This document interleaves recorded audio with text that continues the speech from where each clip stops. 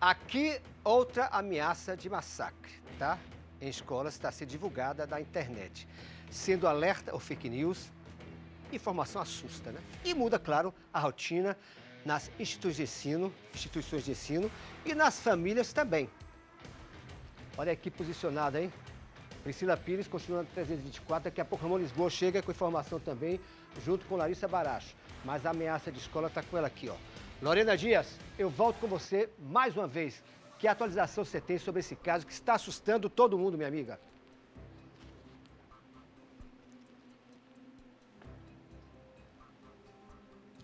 Pois é, Casemiro, como você disse, né, são muitas ameaças que vão surgindo, na maioria das vezes, né, envolvendo fake news, né, notícias falsas aí que são compartilhadas, e uma delas, né, foi compartilhada no início dessa semana, envolvendo o Centro Educacional Santo Antônio em Simões Filho. O colégio, inclusive preocupado, acabou suspendendo as aulas na manhã de hoje e divulgou um comunicado informando que ia perguntar à assessoria, à Secretaria de Educação, na verdade, né, do Estado, qual seria a orientação com relação às aulas no turno da tarde. A gente está aqui ainda com Manuel Calazans, que é assessor especial da Secretaria. Qual é a orientação, Manuel, especificamente nesse caso, né, dessa escola em Simões Filho? Os alunos já foram prejudicados hoje de manhã, não tiveram aulas por conta dessa ameaça e a escola pedindo, né, essa orientação. O que é que vai acontecer hoje à tarde? Vai ter aula, não vai ter aula? Qual é a orientação nesse caso? É importante deixar claro que todas as informações, todas as ameaças pela internet, a gente tem apurado junto à Secretaria de Segurança Pública. Nós temos uma rede enorme, uma das maiores redes públicas do Brasil. São 417 municípios, quase 2.000 unidades escolares. Então é importante que o diretor da escola entre em contato com o nosso plantão permanente, que funciona nos núcleos territoriais de educação e aqui na Secretaria, para que a gente encaminhe todas essas demandas para a Secretaria de Segurança Pública para uma apuração.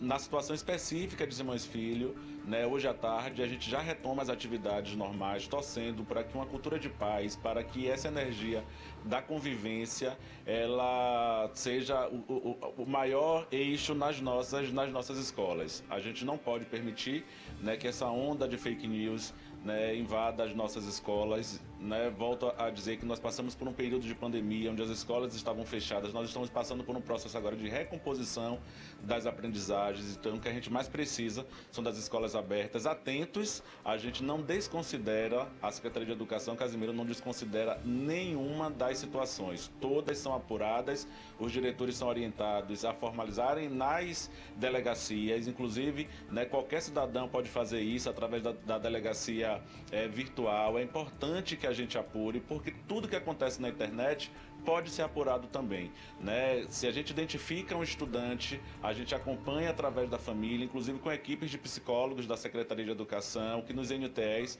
pode fazer esse monitoramento, porque quando a gente percebe que situações como bullying, situações como racismo, são temas que se a gente não trata na origem, com o apoio da família, isso pode sim se converter em atitudes violentas.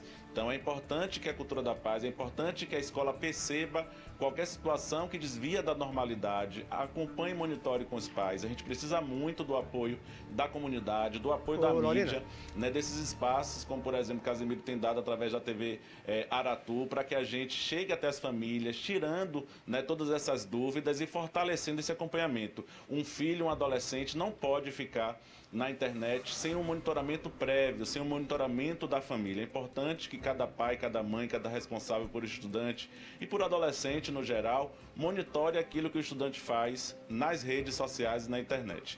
E a escola, ela prega e trabalha como eixo pedagógico com a cultura de paz, de convivência, de tolerância, as atitudes de intolerância, de racismo, de bullying, que antigamente a gente tratava como uma simples brincadeira.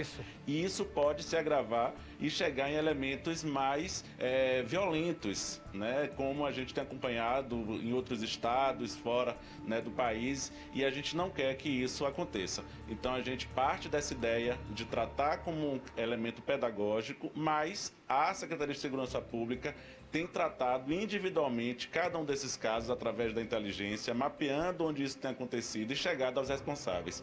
Seja o estudante, claro, sempre monitorado pela família. Com certeza. Casemiro, fique à vontade para fazer sua pergunta. Ele falou uma coisa interessante que eu queria repercutir, porque além da ameaça, que já é uma coisa assustadora, né, que intimida famílias, professores, funcionários, É interessante que ele destaque também a questão do bullying e dos atos de racismo que são praticados, ou seja, nessa integração entre as secretarias, tanto de educação como segurança pública, existe espaço também para queixa desses problemas. Eu queria que ele falasse mais um pouco sobre isso, de que maneira os pais podem acionar as autoridades para combater esses crimes de bullying e racismo.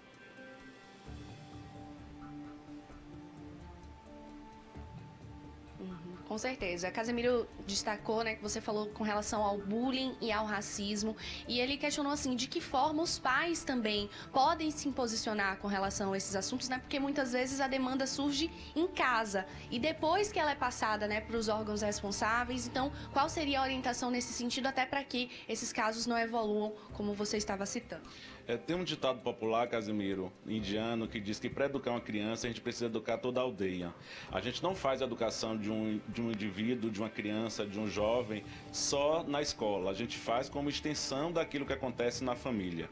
Então, assim, a gente precisa da família, a gente precisa de toda uma aldeia, toda uma sociedade preocupada com a educação. A educação deve ser uma atenção que todo mundo tem que ter. Então, a família precisa identificar, precisa trabalhar também esses valores, né? O monitoramento, acompanhamento. A gente não quer que a família vá à escola apenas no período da matrícula. A gente quer e a gente tem desenvolvido a atividade da família na escola. Nós já tivemos esse momento agora em 2023. É um programa da Secretaria de Educação para que a família vá à escola, não para receber a reclamação do seu filho, mas para acompanhar, para participar das atividades, né, pedagógicas, porque a gente precisa de todo mundo. Então, uma família atenta, uma família que vai à escola, que procure saber quem está convivendo com os seus filhos e, principalmente, o que ele tem feito na virtualidade.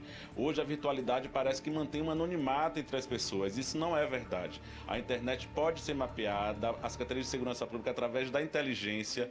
A gente não está usando de uma polícia para ir lá de forma violenta, nada disso. A gente precisa da polícia na perspectiva da inteligência para a gente prevenir qualquer atitude dessa. Mas temas como racismo, bullying, a convivência, o respeito ao outro, nasce em casa e a escola também potencializa essa ação. Então a gente precisa de todo mundo, inclusive, né, desse esclarecimento, dessa oportunidade, através de um jornalismo responsável, como é o da TV Aratu, para que a gente chegue às famílias, diminua esse medo, né, mas faça essa grande campanha de participação social em prol da educação. E eu acho que é importante também, Casemiro, ficar o alerta, né? Ele tá falando o tempo todo aí desse trabalho de inteligência que é feito, que internet não é zona, né? Que todo mundo pode brincar, né? Fazer qualquer tipo de ameaça e achar que vai sair ileso, porque, inclusive, a gente teve o caso essa semana, em Vitória da Conquista, de um adolescente que espalhou uma ameaça, né? Dizendo que ia ter ameaça de massacre. Esse adolescente foi identificado, a polícia foi até a casa dele,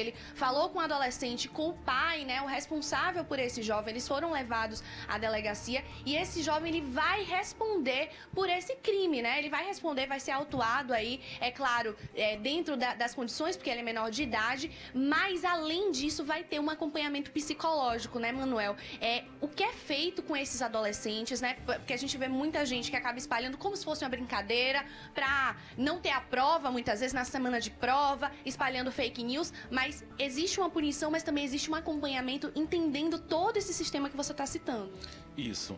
Brincadeira é quando é lúdico, é quando é agradável para todo mundo. Qualquer brincadeira de mau gosto, e se essa brincadeira causar pânico socialmente na comunidade escolar, ou se até a brincadeira é uma brincadeira que fere o outro, isso é bullying. Isso tem que ser punido.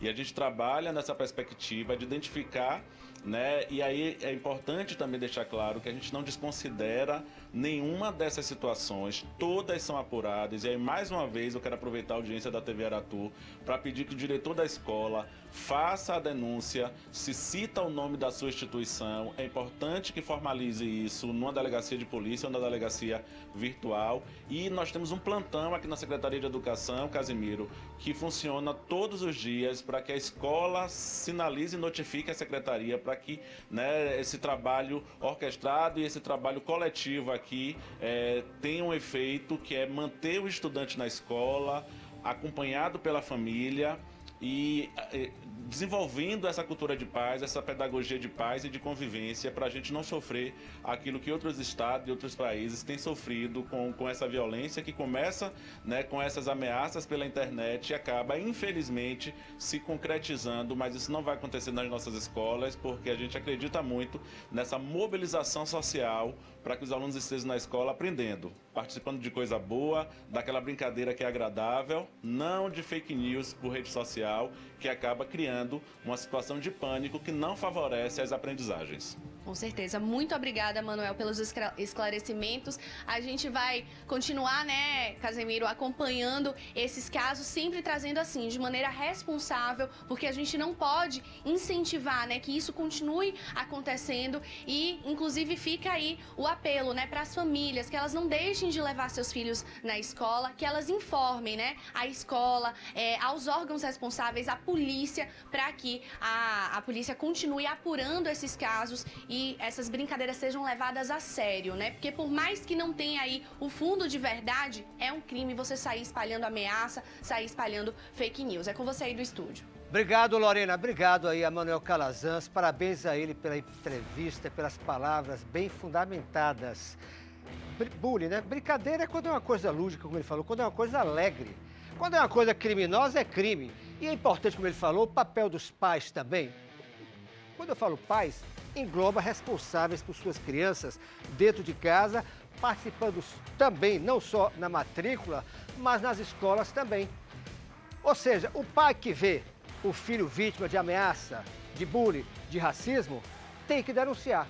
O pai que vê o filho praticando crime, praticando bullying e racismo, também tem que chegar junto e denunciar.